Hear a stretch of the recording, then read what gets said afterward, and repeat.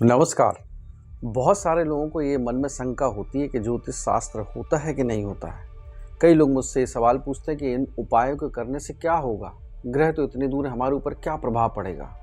तो मैं आज आपको इन सभी सवालों के जवाब फिजिक्स, खासकर मैं क्वांटम फिजिक्स से देने की कोशिश करूँगा, क्योंकि आप देखें कि क्वांटम फिजिक्स इस समय की सबसे उन्नत फिजिक्स मानी जाती है, जिस पे कि आधारित क्वांटम कंप्यूटर भी आ रहे हैं जो कि बहुत ही उन्नत किस्म के होंगे। तो इसी सिद्धांत के अनुसार मैं आपको इन चीज़ों को समझाने की कोशिश करूंगा। पूर्ण वैज्ञानिक सत्यता के अनुसार ही इसे मैं समझाऊंगा। तो आप सभी का स्वागत है। मैं आपका दोस्त संजय ठाकुर अपने चैनल पे आप सभी का बहुत स्वागत करता हूं। तो शुरू करते हैं इस वीडियो को। क्वांटम फिजिक्स में क्वांटम इंटेग्लेमेंट है, अर्थात अगर कोई भी पदार्थ दो चीज़ों से मिलकर बना हो और दोनों दूर हो जाएं, तो वह किसी भी समय उनमें कोई भौतिक संबंध होने ना होने के बावजूद भी किसी एक पदार्थ में अगर परिवर्तन आता है तो दूसरे पदार्थ में अपने आप परिवर्तन आ जाता है। अर्थात हम लोग जो हमारे ब्रह्मांड की उत्पत्ति है, यह एक बिग बैंग थ्योरी पर आधारित है, जो कि अभी तक सत्यता मानी जाती है कि हमारा पूरे सोलर सिस्टम, पूरे अंतरिक्ष की जो रचना है एक बिग बैंग से हुई है, एक महाविस्फोट से हुई है। अर्थात हम जिस कण से बने हुए हैं, जिस एटम से बने हुए हैं, वही एटम इस पृथ्वी में, वही एटम्स सारे ब्रह्मांड में बिखरा पड़ा है।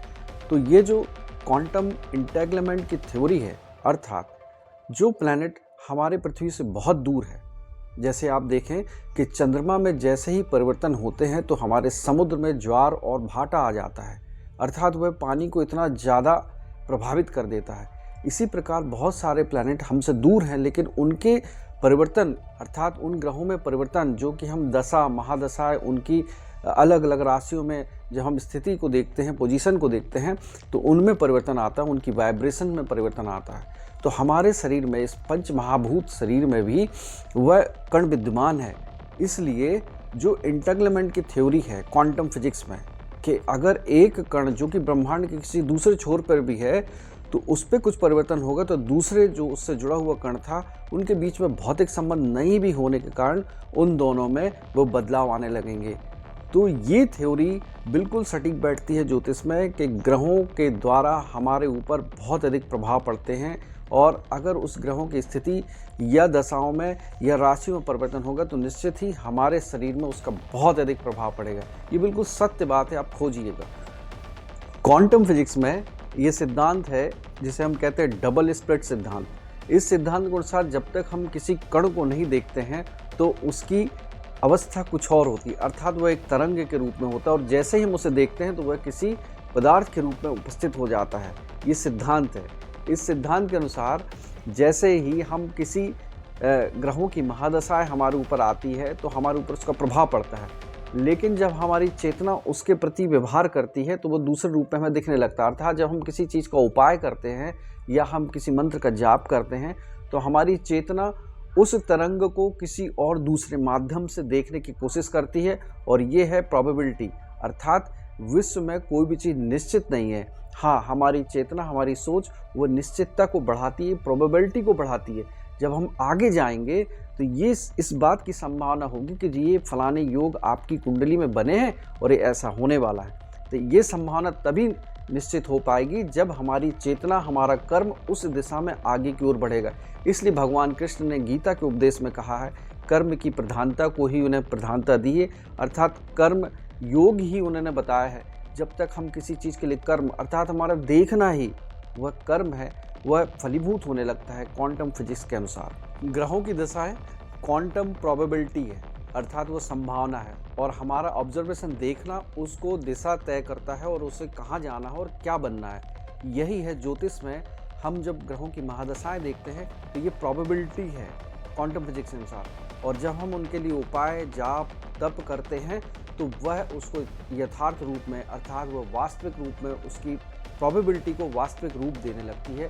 और यही है ज्योतिष में प्रेडिक्शन करना और उनके उपाय करना। ये सिद्धांत क्वांटम फिजिक्स के अनुसार बिल्कुल सटीक बैठता है। इसे भी आप चेक करिए। क्वांटम फिजिक्स कहती है कि सारी चीज़ ऊर्जाओं से बनी हुई है और ये संभावना है, और हमारा जो ऑब्जर्वेशन है वह उसको तय कर देता है। इसी प्रकार ज्योतिष में भी कुंडली में ग्रहों की स्थिति एवं उनके रूप, उनकी डिग्रियाँ, यह एक प्रोबेबिलिटी है, एक संभावना है।